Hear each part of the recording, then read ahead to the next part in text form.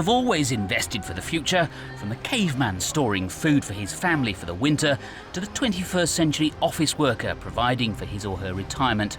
Investors have shared the same goals and emotions, the same hopes and fears. They've made the same mistakes, enjoyed the same highs, and suffered the same lows. So what can we learn from this bottomless well of human experience? We at Sensible Investing have gauged the opinions of some of the world's leading investment experts and market historians. Over the course of the next 8 videos, we'll be telling you what the key lessons of market history are and what steps you can take to maximise your chances of success as an investor. One of the problems that investors face is that they learn too much from their experience. So at the end of the 1990s, people knew that shares would always go up.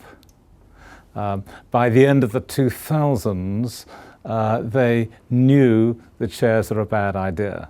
And what the historian can do is to enable them to learn from the critical decade that their parents had, or their grandparents, or their great-great-grandparents. There's a lot to learn by looking at the long term to avoid being influenced by the very recent past. Although a primitive stock market existed in ancient Rome, markets as we know them today had their origins in medieval Europe. The first brokers as such were the courtiers de change, who managed farm debts for French banks in the 12th century. In the 14th century, bankers in Venice started trading in government securities. In the 15th, commodities were traded in Antwerp, Ghent and Rotterdam. In 1602, the Dutch East India Company founded the first stock exchange in Amsterdam. And in the decades that followed, trading developed apace there, as well as in Paris and London and internationally. Then suddenly came an almighty shock to the system, caused by the emerging middle class's unlikely obsession with tulips. They were very rare. They were new to Europe in the middle of the 16th century. Few people had them. They were very interesting and exciting. They had a kind of a taste of the exotic. It became clear to people that if they bought something one week, that the next week it would be worth more. The top prices that I've seen were about 5,000 guilders per bulb, and that comes to about 9,000 euros. For that kind of money, you could buy a very, very nice house in Amsterdam. Yes, you heard that right. For the price of a single tulip bulb, you could buy a nice house in Amsterdam. At least you could until February 1637, when the world's first recorded speculative bubble burst and prices crashed. When you look back at different stages in stock market history, what you see is that repeatable pattern, which is markets crash. They crash frequently and often with more magnitude than most investors expect. And I think having a real depth insight into the sheer magnitude of some of those falls and the frequency with which they occur is really critical. Well, I think the most important lesson that investors should take from history is that they should learn from history. And I think often the problem is that they don't learn from history, and that so many of the swings in asset valuations that we've seen it all before.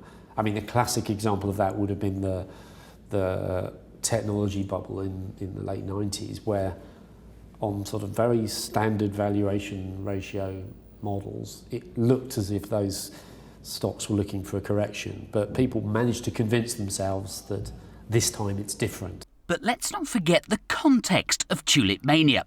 Yes, it was a very painful experience for many investors, but the crisis was preceded and followed by many, many years of healthy investment returns. After a crash, there's hope, because after every crash, there's been a recovery. It might be smaller or larger, it might be longer or shorter, but in the end, markets tend to inexorably go up. So, in a nutshell, crashes are inevitable and we need to be prepared for them. But more important are the periods in between, the long-term trends. Investors who grumble about downturns are like the British complaining about the weather. Even in summer, the next rain shower is never far away, but the climate, at least, is benign. Weather is what's going to happen today.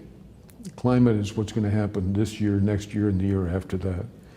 And anyone who's had a wedding scheduled for months on end, and the day comes and it pours rain, will never forget it.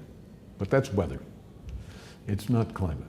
And we should choose a climate that we would like to live in and not worry about the unusual weather that sometimes does come along. The same way, we ought to be thinking about investing in the longer term characteristics and not get so excited about what happens day to day. Between them, our experts have identified 6 key lessons to learn from market history. What's the first lesson? Find out in part 2.